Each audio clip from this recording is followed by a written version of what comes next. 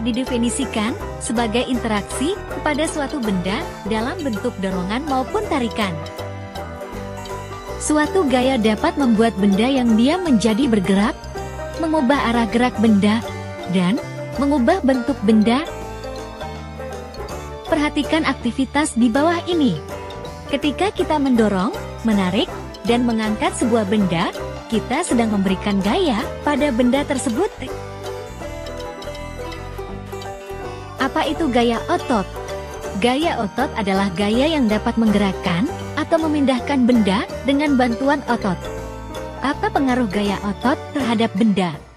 Pengaruh gaya otot terhadap benda sangat penting dalam aktivitas sehari-hari, seperti berjalan, mengangkat barang, berolahraga, dan melakukan berbagai tugas fisik lainnya. Contoh-contoh gaya otot dalam kehidupan sehari-hari.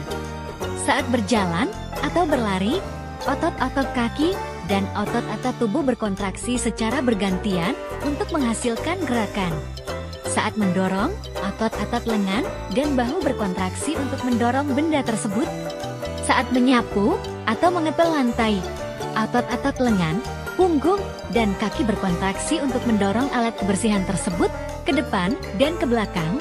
Saat mengangkat beban, otot-otot lengan berkontraksi untuk mengangkat dan mengendalikan beban tersebut. Apa itu gaya gesek?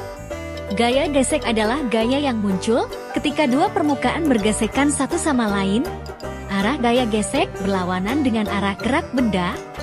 Semakin lebar dan luas permukaan benda yang bergesekan, maka gaya gesek akan semakin besar, sehingga benda akan semakin sulit bergerak dan terasa lebih berat ketika didorong.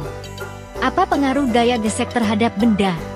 Gaya gesek dapat memengaruhi cara benda-benda bergerak dan berinteraksi satu sama lain dalam berbagai situasi sehari-hari maupun dalam dunia teknologi. Contoh-contoh gaya gesek dalam kehidupan sehari-hari. Saat menggunakan sandal atau sepatu olahraga dengan sol karet, gaya gesek antara sol dan permukaan tanah memungkinkan kita dapat menjaga keseimbangan saat berjalan atau berlari.